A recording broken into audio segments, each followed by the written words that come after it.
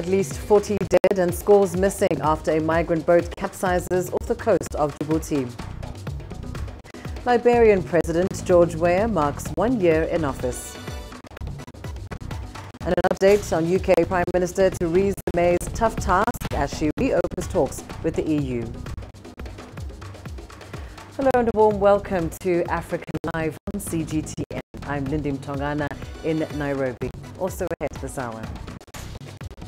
In business, Saudi Arabia raises more than $100 billion in its anti-corruption drive.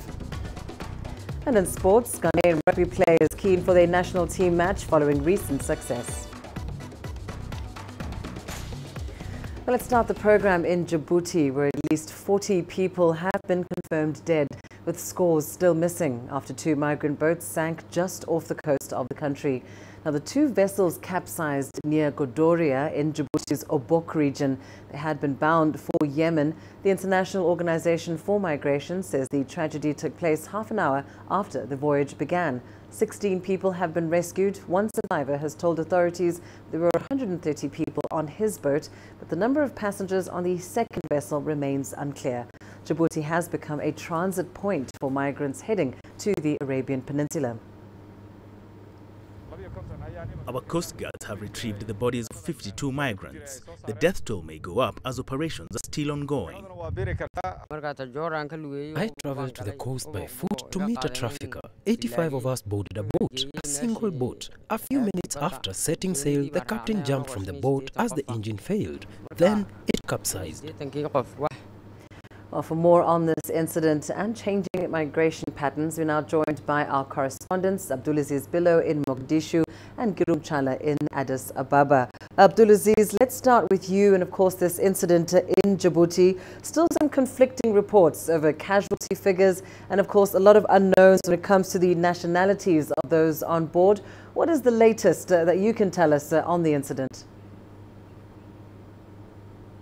Well, Lindy, we have just spoken to the communication office of the International Organization for Migration at the office in Geneva, Switzerland. They have been able to confirm to me that the death toll is 52, and that's the same figure that's being offered by the Djiboutian Coast Guards who are overseeing that operation. So yeah, as of last night, IOM was saying that it's 43 and Djiboutian Coast Guard was saying 52. So it seems like they've agreed on the number of people who died in that the boat that capsized. So 16 survivors also have managed to be recovered from that wreckage, and also Coast Guards are saying that they've found the wreckage of the 2 ships. So it's reducing the chances probably of saying that those who are unaccounted for are probably dead out of this stage, according to what the Coast Guards are saying. But they're still patrolling the waters. But also the communication office of IOM, they have not been able to provide exactly the nationalities of the more than 130 migrants who are aboard the 2 ships that set sail for Yemen from the northeast part of Djibouti on the other day. But also we are following up this story, and we're expecting that they might be able to confirm to us the nationalities once they've been able to talk to some of the survivors. Thank you so much, Abdulaziz. Let's come to you, Girum. There has been some speculation that there were Ethiopians on board these 2 vessels.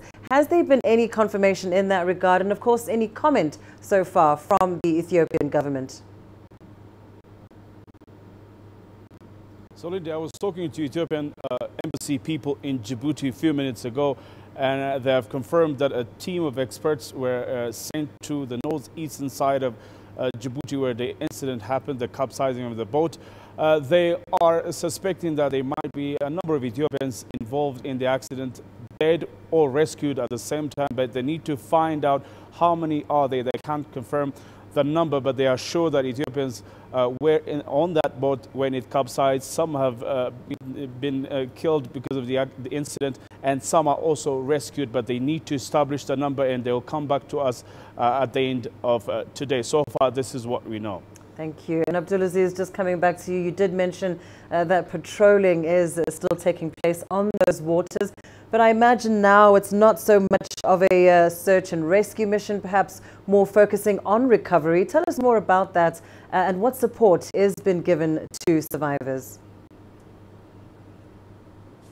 Well, Lindy, the Djiboutian Coast Guards are the ones who are overseeing this operation of rescuing the survivors and retrieving the bodies of the migrants whose boat capsized northeast of Djibouti. So they are the ones who are overseeing this operation, and also jointly with the UN Migration Agency, I&M, who have a base in Obok, that is northeast of Djibouti, where the two ships set sail for Yemen. So that center there in Obok is the one that is hosting these 16 survivors who are retrieved from the wreckage of the two ships. So the only work that's going on right now is other than Djiboutian Coast Guards patrolling the waters to try to find the victims of this ship wreckage. IOM, they're playing a pivotal role of protecting those who are brought back home, trying to keep them safe and try to talk to them, to get to know their nationalities, where they come from, where they were headed, so that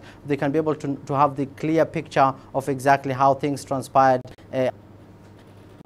Fortunately, it seems we've lost Abdulaziz, though. Let's try and get back to Girom, however. Girom, of course, you mentioned that it is suspected that there are a number of Ethiopians that were involved in this incident. Boats, of course, heading to Yemen. And yet we know that some in Yemen have found themselves trapped there due to the fighting. Tell us what's the latest on that and how government is addressing migration. So far, 168 Ethiopians were airlifted from Yemen, and they are back home here in Addis Ababa, and they are being provided with basic support, food, drinks, clothing, and also the government with IOM, of course, are planning to find way of giving them jobs or education and other things so that they can start their lives here. Last week, we have also heard 368 Ethiopians were returned from Saudi Arabia. These are also migrants who have been illegally residing in Saudi Arabia. In both countries, Ethiopians living, the living situation of the Ethiopians was harsh, especially in Yemen because of the war situation. Some Ethiopians were killed, some Ethiopians were lost their life savings and other things. Now the government is encouraging them to return home. That's what's happening. IOM is helping to airlift all of them. What we know also so far is more than 200 Ethiopians are ready to return home from Yemen. Again, these ones were also living in the harshest situation that one can imagine. Now, to answer your second question as to what the government is doing to contain this kind of situation, illegal migration, for instance, we can mention three things. One, the government is trying to create jobs, more jobs for young Ethiopians so that they can remain at home and work and make their dreams come true. Number two, law enforcement. As you know, brokers are the ones to blame for most of the, sea transportation activities with boats capsizing at the moment. The situation is literally coming out of control. So the government is enforcing its law. It's becoming harsher. A person found doing this kind of illegal activities, brokering to take people out of the country, will be taken to court and will be decided against that person based on what the law depicts. The third and the most important, however, Ethiopian authorities so far, although the economy is growing and they are providing jobs for the youth here, or they are also dealing with brokers who are taking people illegally out of the country, the mentality of young Ethiopians is something that is always underlined on. No matter what you say, no matter there is a greener pasture at home, people are still deciding to take that dangerous route to Europe or Arabian Peninsula. So working on the mentality of the youth is what the government is focusing, education and also working with their families. So these three ways of approaching the matter is expected to bear fruit. So far, that's not the case, unfortunately, but we hope that it will help decrease the number of migrants, illegal migrants, taking dangerous routes out of the country. Lindy. Indeed. Thank you so much, Girom Chala, joining us there from Addis, and Abdulaziz Billo joining us there from Mogadishu. Now let's turn to news from Liberia, where President George Weah is marking 1 year in office and taking stock of his achievements to date. The former international football star has promised to crack down on corruption and turn the country's economy around. That, of course, is still recovering from years of war and an Ebola outbreak. Beryl Oro has more. President George Weah has highlighted some of his government's achievements and challenges since taking office in January 2018. Liberia's trade deficit stood at $561.8 million United States dollars for the period of January to November 2018. Although this represents a 17.1% improvement as compared to $677.3 million for the same period in 2017. It is important to note that the weak performance of the real economy has for so long been characterized by low export earnings as compared to payment for imports. Where succeeded Ellen Johnson Sirleaf, who was credited with shoring up peace but criticized for doing little to lift Liberians out of poverty. One of Weah's campaign promises was to end the prolonged economic misery for the nation. By 2023, we expect the economy to grow by a further 4.7% on account of further expansion in commercial, gold production, growth in the agriculture and forestry sector, formation of special economic zones, and other economic reforms envisaged under the Pro agenda for prosperity and development. Many young people who supported the former football star had high expectations. We thought when this government took over, we were going to see the country progressing quick in less than 3 months' time. Because the news we're hearing around saying when the government take power, the first 90 days, the U.S. rate will drop. The first 90 days, tin prices will drop, but tin prices going high. Liberia is Africa's old and modern republic, but it has been plagued by years of unrest and bloodshed. And Weah faces huge hurdles in delivering tangible benefits to his supporters amid a gutted economy and waning donor support. Beryl Oro, CGTN. Authorities in Sudan are following up on an order to release all detainees arrested during anti-government protests in several cities. The head of Sudan's National Intelligence and Security Services gave the directive while visiting a prison in Khartoum. Hundreds of protesters, activists and opposition figures have been detained since riots broke out in December. Officials say 30 people were killed in the violence. The demonstrations were triggered by a worsening economic crisis, and they are increasing calls for dialogue with the government. Over 1,000 people have been arrested so far. A number of the detainees after their release have stressed the need for dialogue. The most important thing is to reach compromises. We can lead our country forward without bloodshed or arguments between political parties. Well, moving on to security matters, Mozambican police have arrested 6 Ugandans over alleged links to terrorism and kidnappings. Uganda is working with Mozambique to have the suspected Al-Shabaab members extradited. Isabel Nakiria reports. The 6 Ugandans are believed to be part of the Somali-based terror group Al-Shabaab. The Mozambican forces allegedly picked them from the district of Cabo Delgado, an area known to have terrorist operational bases. We also have information that at the lower levels there was some bit of recruitment that was taking place where we have lower cadres, the youth who have been probably lured into acts of terrorism, and they have been using Mozambique as a training ground. Ugandan police say the suspects could have escaped from Uganda's capital, Kampala, in April 2018 after security forces raided a mosque in the city. 2 people were shot dead during the raid and more than 80 women and children rescued. The Usafi Mosque in downtown Kampala was believed to be a training cell for Islamic fundamentalists before it was dismantled. Ugandan police said discussions with the Mozambique government are ongoing to have the 6 transferred to face trial. Isabel Nakiria, CGTN, Kampala.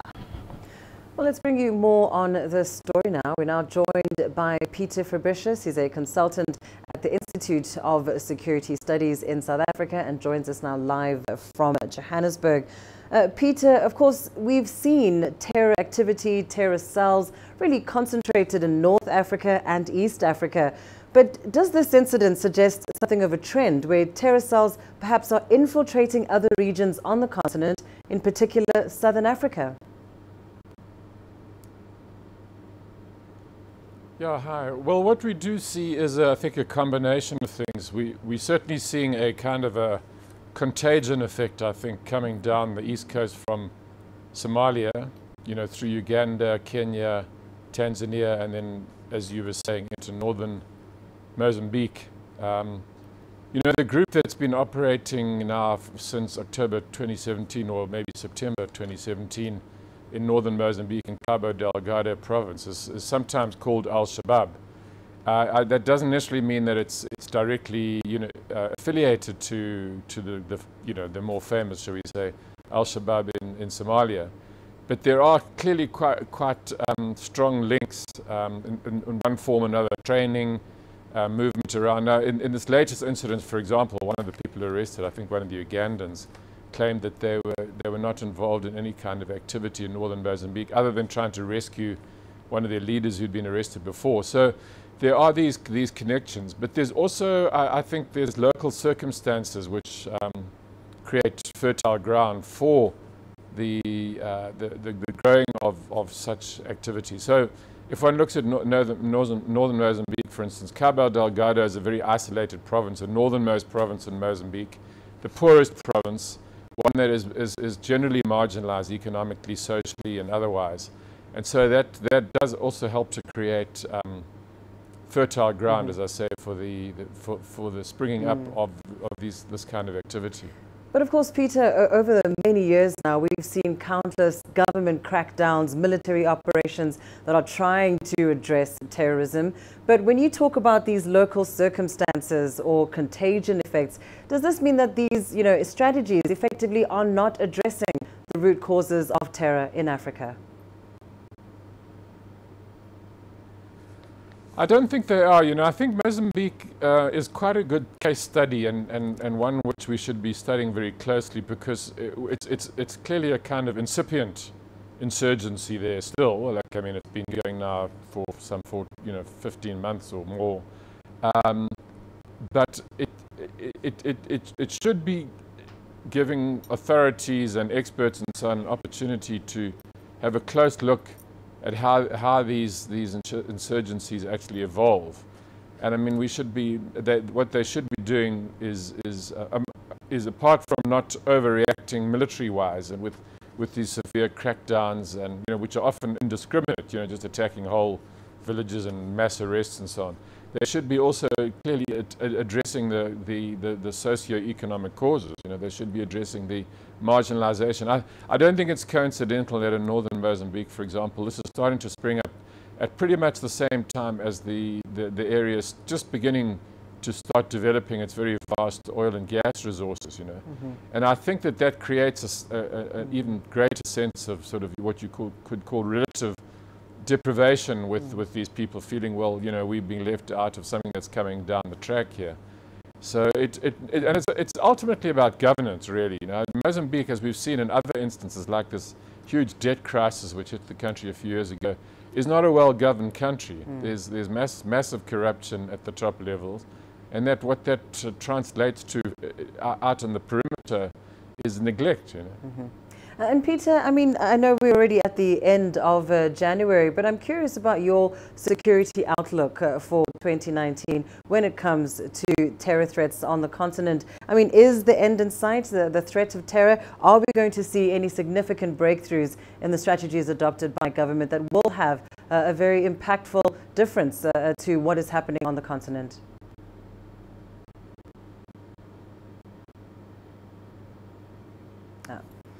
It appears we may have lost Peter Fabricius there, our security expert, joining us from Johannesburg. You are watching Africa Live. Let's take a short break. Here's what's still ahead on the program. Coming up, Prime Minister Theresa May faces a tough task in new talks with the EU. And South Sudan's government and the UN join up to destroy unexploded bombs.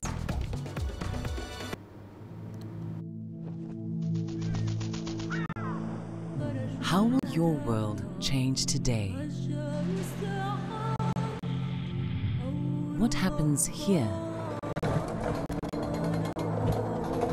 What happens there? Or what you make happen for yourself? If it matters to you, it matters to us too. Your stories are the stories that need to be told. Africa Live. Find your voice.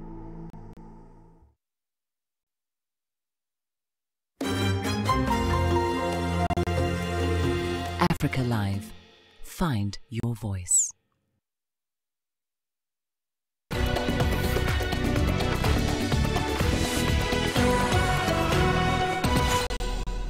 The United Nations Refugee Agency has launched a fresh appeal for humanitarian support in northeastern Nigeria and the Lake Chad Basin. It needs nearly $1 billion to assist hundreds of thousands of people displaced by the Boko Haram insurgency in the region.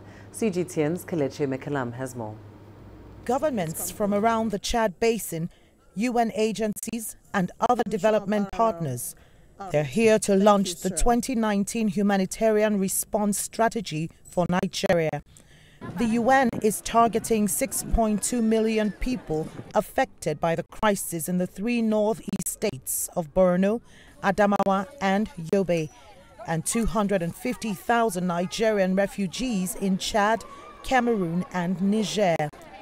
The UN says $848 million of the appeal would go towards humanitarian interventions in the northeast, and $135 million would help displaced persons who have sought refuge in neighboring countries. It's the first time the UN is making a consolidated appeal to support displaced persons within and outside Nigeria's borders. It is a groundbreaking strategic approach, and we're all looking forward to the impact this will create to ensure that we provide adequate assistance to Nigerians that have been caught in this unfortunate situation. The decade-long violence in Nigeria's northeast has left tens of thousands killed and millions displaced from their homes. Even though Nigeria's government claims the insurgents have been greatly degraded, escalation of attacks on both military and civilian targets is deeply concerning to authorities in the region. And once again, Nigeria is calling for a concerted regional effort to defeat the insurgents.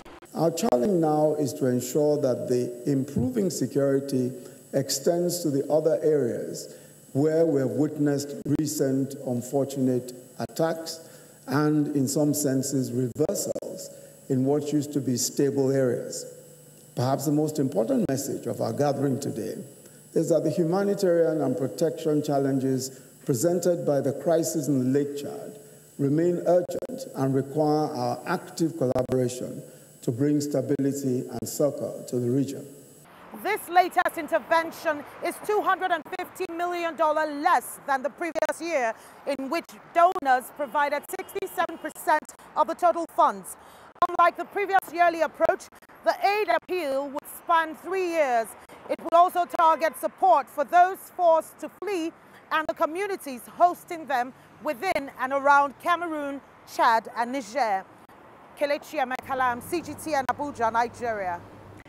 Staying in Nigeria, the country is due to go to the polls next month. The UK and the United States have stressed that they are willing to take action against any instigators of unrest during the electoral process, and that includes imposing visa restrictions.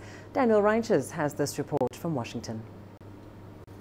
The UK and the US have published 2 side-by-side statements earlier this month, with the US promising to pay close attention to the actions of individuals who interfere in the democratic process or instigate violence against the civilian population before during or after the elections. Both nations say they will impose visa restrictions on instigators. The UK says it's prepared to freeze British-based accounts and would support prosecutions under international law. The UK government's working alongside the EU in deploying an extensive observation mission, which will include monitoring social media accounts. In a separate statement this week, the US says it's deeply concerned about the impact of the decision to replace the Chief Justice and the head of the judicial branch, which it describes as unconstitutional and, quote, undercuts the stated determination of government candidates and political party leaders to ensure that the elections proceed in a way that's free, fair and transparent and peaceful. The US urges actions which will help resolve those concerns in accordance with Nigerian law to ensure that this doesn't raise doubts about the eventual result. Daniel Wrenches, CGTN, Washington.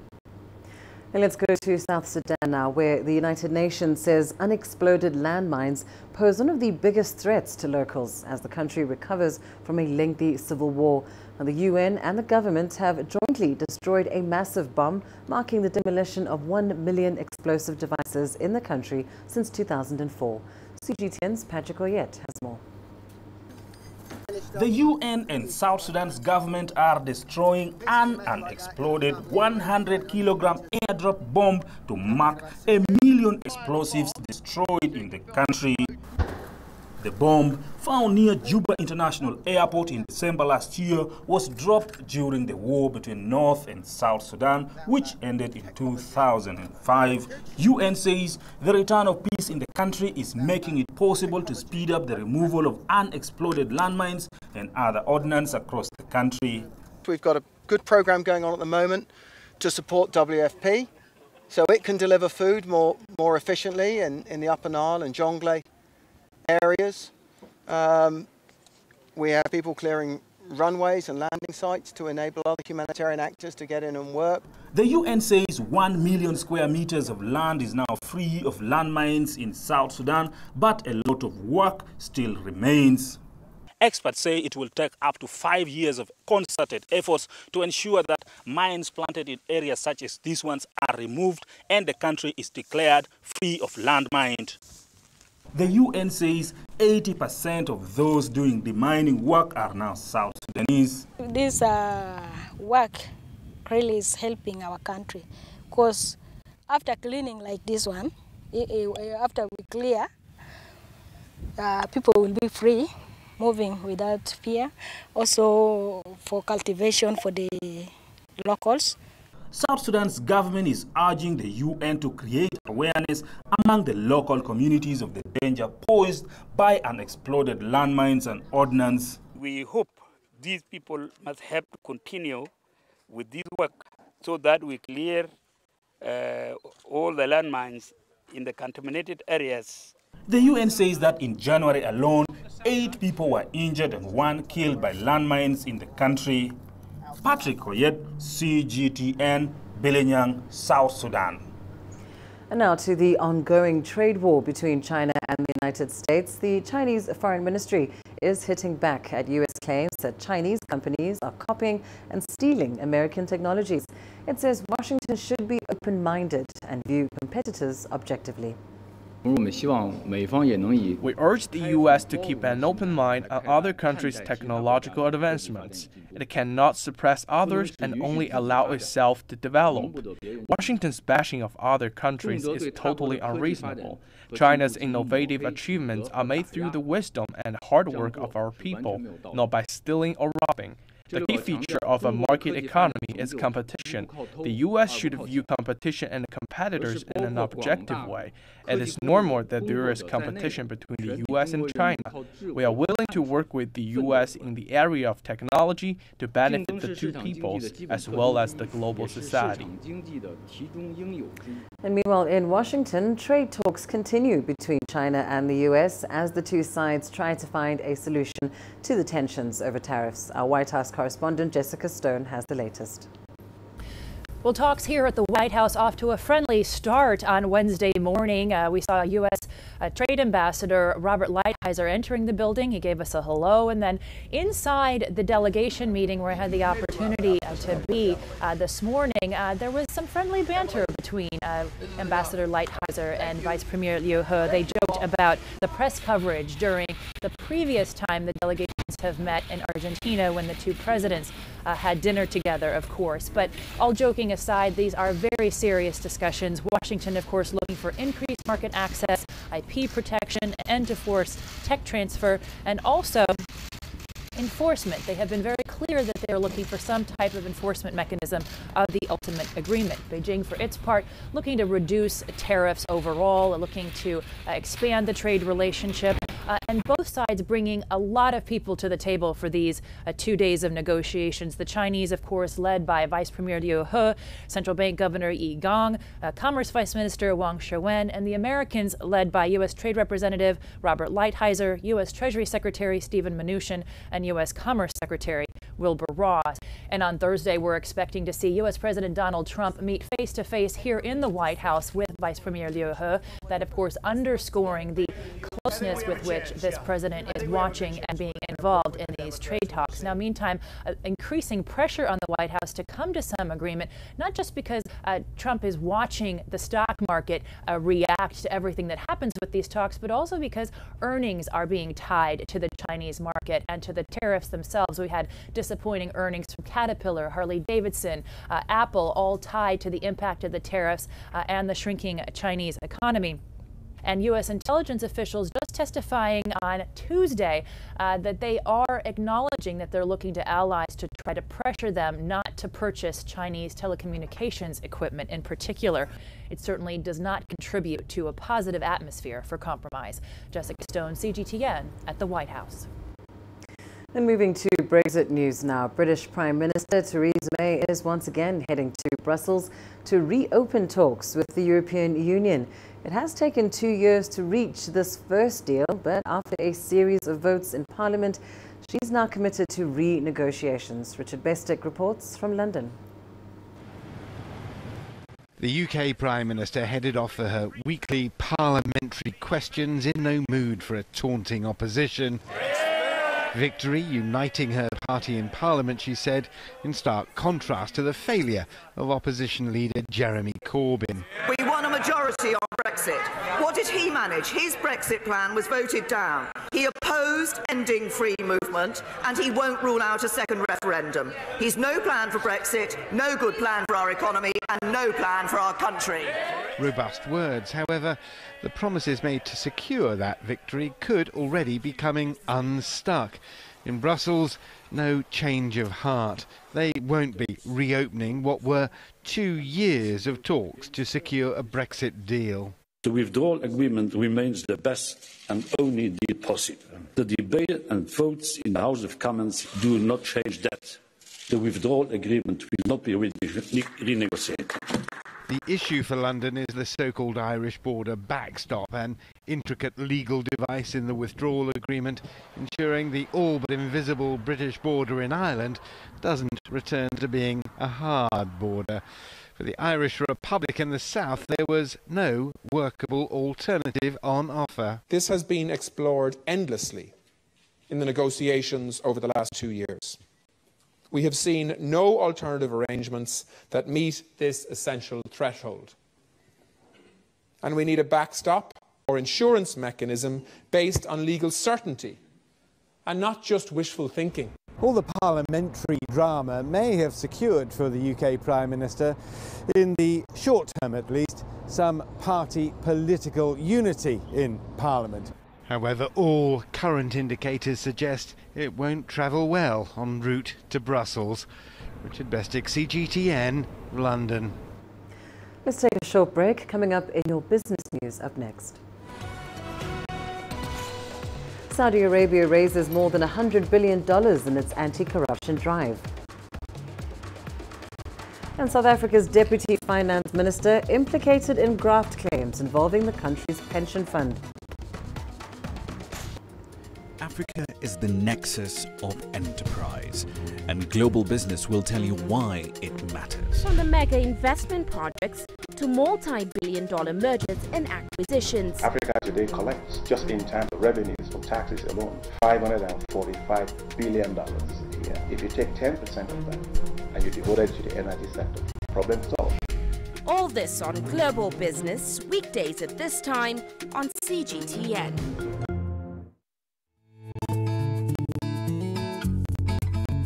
Africa Live. Find your voice.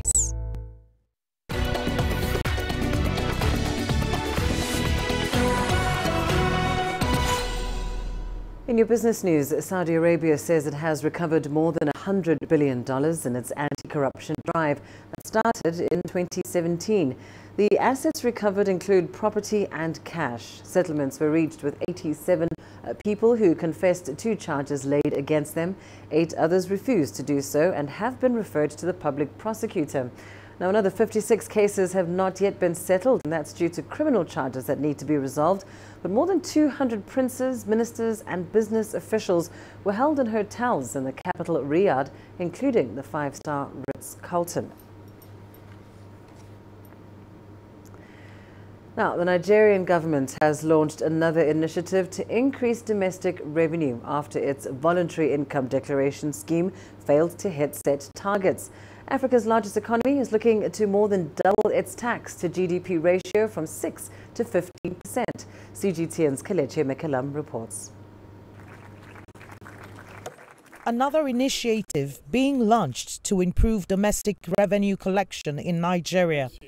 This one is called the Strategic Revenue Initiative. It targets big data, which means all data relevant to taxation will be collected from the banking system. Customs, ports, and company registry will be made available to enhance tax collection. It follows the Voluntary Assets and Income Declaration Scheme, which failed to hit its target. The Voluntary Assets and Income Declaration Scheme expired last year, and Nigeria's Federal Inland Revenue Service was able to collect $14.6 billion, a significant rise from the $11 billion collected in 2017, but below the target of the government. At the conclusion of it, we did find out that there are quite a number of people that do not take advantage of this opportunity. And based on information that we have, we first of all have linked up with the banking sector, and to our utmost dismay, we broke them into 2 sections. We had those that had banking turnover in excess of 1 billion naira annually for 3 years, and we found out that close to 6,000 businesses had not complied with the tax regulations. We went further down to 100 million to 1 billion, and the analysis that I've seen, we have a list of close to 75,000 accounts or businesses that have not filed or paid any taxes. Nigeria's tax to GDP ratio is below its peers like Ghana, where tax to GDP ratio is at 16%. And its main source of revenue, crude oil exports, have proven very unreliable due to unstable prices in the global markets. Its government now wants to collect all taxable revenue to fund development projects. It has contracted international tax consultants to advise on how to maximize domestic revenue collection. We are targeting the use of big data. That is to say, we are going to harness all the data that is available at FIRs and customs and CAC and the banks and several other agencies that house data that is relevant, that is related to taxes. The use of this data will be driven, of course, by an automation process. There is a new project that we call Project Lighthouse that is working to bring the use of this data, and FIRs will be leading on this Project Lighthouse. And very soon also we will commission Project Lighthouse. Unlike the pragmatic approach under the Voluntary Assets Declaration Scheme, the Strategic Revenue Initiative will no longer depend on goodwill of potential taxpayers. It will be an aggressive effort to go after tax evaders using data from key business points. Kelechi Mekalam, CGTN Abuja, Nigeria. Let's go to South Africa now, where Deputy Finance Minister Mondli Gungubele has denied allegations of graft at the Public Investment Corporation. This follows an email sent to the company's board by a whistleblower disclosing such claims. PIC's acting CEO and 2 board members are among the accused. The PIC has $147 billion of civil servants' pensions under its custody. It's also Africa's biggest pension fund. An ongoing judicial inquiry was set up after PIC's former chief executive was alleged to have misused funds after investing in local firm IO Technology Solutions. The technology firm's share price is down more than 50% since it listed on the JSE in 2017. Now, Saudi Arabia is ramping up investment into South Africa's oil industry. The Gulf state is the world's leading Brent crude oil producer. It is also South Africa's biggest oil supplier. It's now investing $10 billion into the country to build an oil refinery and a petrochemicals plant. Smitra Naidu reports. Saudi Arabia wants to expand its global footprint. It's planning to spend $10 billion in South Africa to build a new oil refinery and improve existing facilities. It also wants to create a storage base in Saldanha. I think it's very positive. We currently have probably around just under 10 refinery plants in the country. And I think any investment and expansion of that particular sector will definitely be very beneficial, not only for South Africa, but also for the entire continent, because once we refine here and we also hear they want to also store some of the oil here, it's good for the continent, and we will be able to supply the rest of the continent with the oil that we have. South Africa is a net importer of crude oil, and Saudi Arabia is one of South Africa's biggest suppliers of the commodity. South Africa has a few refineries that are run by big multinational companies like Engen and Chevron. Locally owned Sasol provides only a small percentage of the country's oil needs. We do have the infrastructure locally to do a lot of interesting things when it comes to petroleum. I mean, we have Sasol here, so we've done quite innovative things in the past as well. So I don't think it'll be a huge impact in terms of the technology and so on. If you go back to the south of Durban, you can see massive operations happening in terms of oil refinery and so on in South Africa at the moment. As a net importer, South Africans are subject to currency fluctuations that determine fuel prices. The price of petrol shot to a record high in 2018, causing much pain for motorists. The Saudi investment will not only create jobs, but it might limit price increases if more oil is refined and stored locally. Where it makes a serious impact is on job creations, making sure that we've now got enough capacity, and we've also got an industry that's now looking to employ more people. One of the biggest challenges for South Africa is job creation, and I think that refinery project, just the building, will certainly create some jobs. The project is also likely to bolster stockpiles and help create a more stable and secure supply chain for the sub-Saharan African region. Smitra Naidu, CGTN, Johannesburg, South Africa. Well, that is where we leave your business news. But here's what's still ahead on the program. Coming up, we show you how a Tunisian artist is breathing new life into ancient buildings.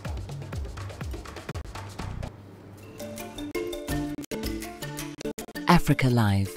Find your voice.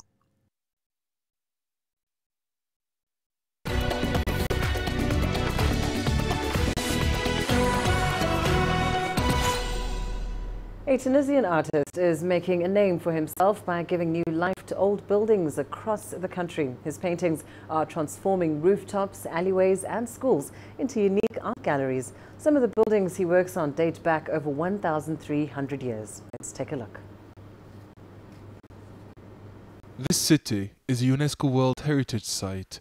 It was founded about the year 670. Kewan is located in the center of Tunisia. It is also the heart of the country's Islamic cultural heritage. Safwan Millet is a native of this neighborhood. The city's rooftops are the artist's masterpiece. This is where he works, and this view is Safwan's source of inspiration for his open sky projects. My city has always been one of the world's leading centers for Sunni Islamic scholarship and Quranic learning. I studied fine arts at university, then I tried to rewrite some verses from the sacred book on these centenary domes. The project was successful. Now I use different colors, shapes and Arabic alphabet to reflect on peace and tolerance. Many tourists who visit Kairouan fall in love with this city. This traveler came from China to discover Tunisia and to photograph its old town and market. She fell in love with Safwan's art. I'm from Shanghai in China. This is the first time I come to Tunisia. Tunisia is a very, very beautiful country. Having this wonderful mosque and this amazing market, I'm very impressed and amazed. I have recorded everything from here. Thank you so much, Tunisia. Safwan's work has inspired a new generation of artists who paint to express their attachment to Kairouan's history and the city's cultural heritage. The artist has worked in many locations across the country. Every day, hundreds of students pass by these large wall paintings at a high school in Kairouan. This is one of Safwan's most beautiful works. Art is everywhere at this public educational institution. It's a pleasure to study here because we can watch the giant wall paintings from anywhere. It made me love the Arabic alphabet and art. I started painting when I saw the artist's wonderful work. Later, I want to study fine arts at the university. Safwan believes that he's giving life to many schools and cultural centers where he's working here in Tunisia and in Europe. My goal is to make known Arabic alphabet and to transform schools into art galleries. Students who love art can only succeed in their education and later in life. Art is the best source of inspiration. The artist has painted in the alleys of the old city. Some of these buildings are over 1,000 years old. At 37, Safwan Millet dreams of using his paint brushes and vivid colors in the open sky art galleries. Abdel Shawishi, CGTN, Kairouan, Tunisia. And staying with art, a South African photographer is holding her first solo exhibition in London. She's showcasing images taken in South Africa and Zimbabwe that focus on the controversial issue of land ownership and ancestral roots. Let's take a look. Dreams, land and ancestors are at the heart of 27-year-old Sethembile Mtongana's work. This body of work kind of surfaces in a time where South Africa is having conversations around land reform and changing the constitution to allow for land reform. And so, in part, this body of work speaks about this ushering in of the ancestral or spiritual realm, speaking to issues of land, because the land is where the bones of our ancestors, our rituals and our traditions are. Although her work has been shown widely in South Africa and Zimbabwe, this is the photographer's first international solo exhibition. Showing my work here in London does mean that there's a different audience, but it doesn't mean that no one can necessarily connect with the work. Within the work, you know, there are traces of people finding their own humanity, of finding solitude within a landscape, but also of finding self and reflections that happen within these spaces. Sethembile uses photography to blend dreams and vision with contemporary politics. And many visitors say they feel deeply connected to the themes. I love her work. It is, there's a very good interplay with her spirituality and the forefathers and where she comes from and the roots, her roots, and also the politically charged circumstances under which she takes the photographs, where she places herself and how she places herself. I'm shamanic, I'm a family background. So to be able to come here and kind of relate, you know, with the artist's own kind of world, you know, her own dreams, you know, her own kind of ancestry, and kind of see something that is also quite meaningful for me. It's quite healing. So far, Sethembile's work has been widely praised in Southern Africa and the United Kingdom. And she's hoping that her images will garner interest even further afield. Dina Matengo, CGTN. And coming up in your sports news, Ghana's rugby player